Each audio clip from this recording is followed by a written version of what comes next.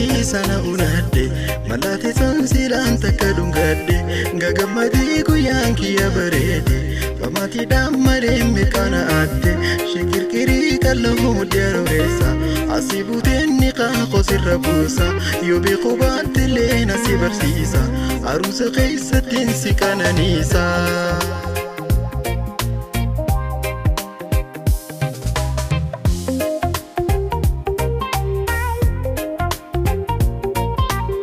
In the room, she captures the sight. A vision of gold in the middle of night. Her spirit is fire, her picture is bright. She handles the world with her power and might. No need for a crown, just to prove she's best. She rises above all the body test. Faifayoto, azieba birra, tanamutuf, hamuna darra ya baretu. Gerota sirra, mahina fansi midanarra. Faifayoto, azieba birra, tanamutuf, hamuna darra ya baretu. Gerota sirra, mahina fansi midanarra. Yeah, make her wear the crown, the finest soul that I ever found.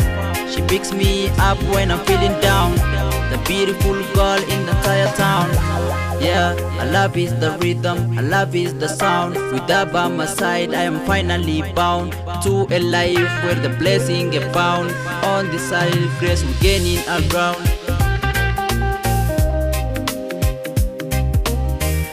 Jalalti annani anamida Nkorasitin sutansi obafadda Magani jalila kisibese Sinaqenu frapin nagamachise Bada barechi tojirul manama Raziyam bahanan sunni shakusuma Hanga yomul khajillanu halala Khotuna hiru midan dami ala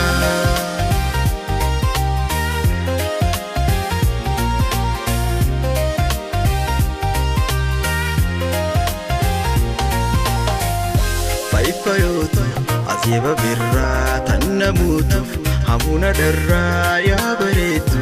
Gerota sirra, mahina fansi midanarra.